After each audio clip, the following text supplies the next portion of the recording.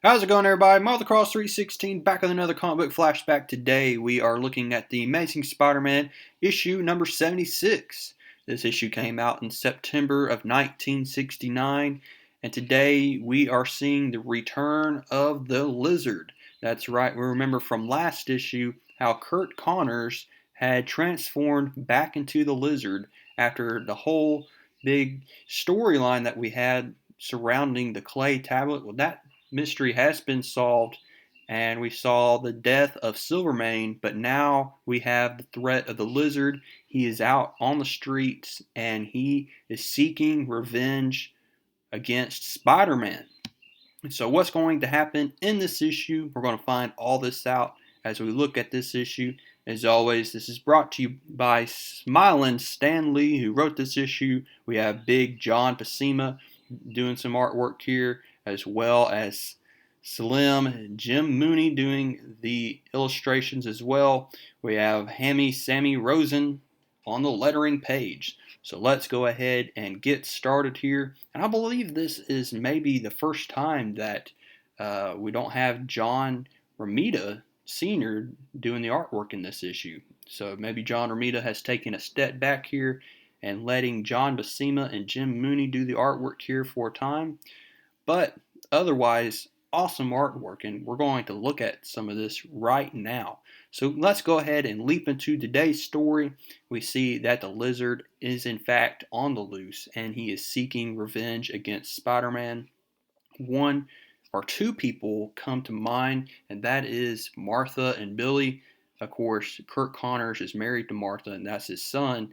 And these images keep popping up into his head, but the more time that elapses here as Curt Connors is the Lizard, the more that these memories fade, and now we know that Curt Connors is fully the Lizard and that he is just completely acting like an animal now.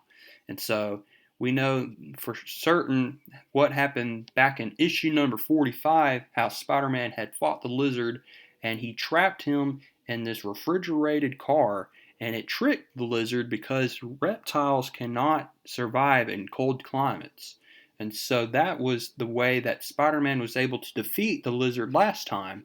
But now we see that the Lizard has wised up here, and he is now stronger than ever. He's more cunning, and now we're going to look at how he is going to try to defeat Spider-Man in this issue. So now let's pick up from last issue. We see that Spider-Man had saved Billy and Martha from the Magia, and now Spider-Man is putting them in this isolated location in New York. They're not returning back to Florida until this whole situation is solved with the Lizard. And so we see here that Spider-Man is allowing Martha and Billy to pretty much hole up in this apartment here, or maybe it's a hotel. I think it's an apartment. But they're going to be staying there until Spider-Man is able to defeat the Lizard, and he gives Martha the promise that he will not hurt Curt. He will not hurt the Lizard. But how can he do that when we know how ruthless the Lizard is? And so now let's return here. We see later this afternoon that he's getting ready for a date with Gwen. He hasn't been on a date with Gwen in quite some time, so he has a lot of explaining to do, and we're kind of wondering what is the situation regarding this relationship. And so before he does that, he calls his aunt. We know that Aunt May has been vacationing in Florida, and so she's been worried. He hasn't called her in a while.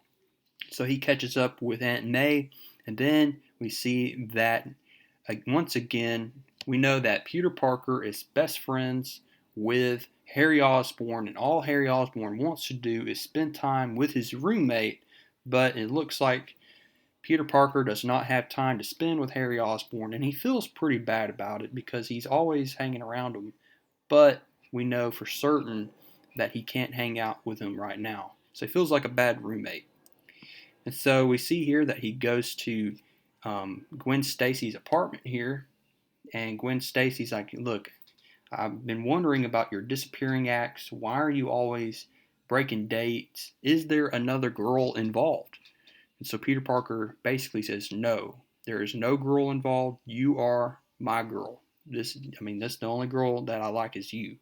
And so he says, look, I want to explain everything, but look, once this situation is taken care of, I'll return to you and things will be different, I promise. And so Gwen Stacy's like, all right, I will be waiting. And if it takes a lifetime, I'll wait. And so now we continue here and we see that we know that Gwen Stacy's father and Robbie Robertson here, Joe Robertson rather, has had a fascination about the identity of Spider Man. And what better person to ask about the identity of Spider Man than Peter Parker? So we see here that Captain Stacy is going to ask Peter Parker about the identification of Spider Man. But of course, we know for certain that Peter Parker does not want to give that information. And so the next morning here, we see that there's a news bulletin going on and that the lizard is out on the loose here. And so we see here that the lizard is just causing a bunch of mayhem, and it's not hard to find where he's at. I mean, he leaves a trail of just mess here in New York City. We see Spider-Man comes on the trail here, and he's asking, where is the lizard? Well, he's soon going to find out. As we see now, Spider-Man is going to go up once again against the lizard here. Great action scenes drawn by John Buscema. I mean, just awesome stuff here. Awesome ink work by Jim Mooney here. So I'll just let you look at some of this artwork here. Spider-Man definitely has a big challenge up ahead here with the lizard. And so that's exactly what we're going to see. More action here in the Marvel manner. Just awesome stuff here. You can't beat some of this artwork here. And we see just how strong the lizard is. I mean, he uses his tail to his advantage, and he tries to kill Spider-Man on multiple occasions in this issue, trying to throw him off the rooftop. And we see, once again, Spider-Man is on the defensive here. He's not on the offensive, he's on the defensive here. And once again, I mean, there's just no stopping the lizard. He throws Spider-Man into this smokestack. I mean, the lizard is unstoppable in this issue. And he definitely has the advantage against Spider-Man in mere strength.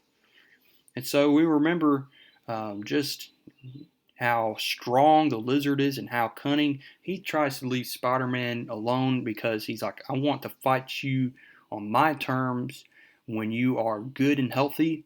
But we see here Spider-Man is not going to let the lizard go. He webs him up, trying to attack him again. But once again, this time the lizard uses his tail once again, knocks Spider-Man off the roof.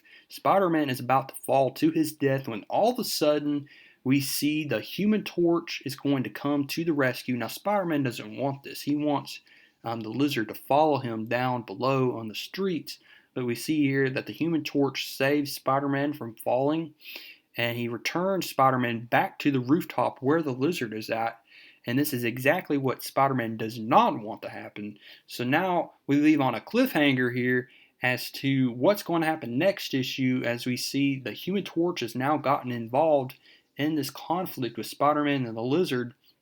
So the title of next issue is Friend or Foe. We're going to have to worry about that as we look at issue number 77. We have an awesome story coming up next issue. I hope to see you there.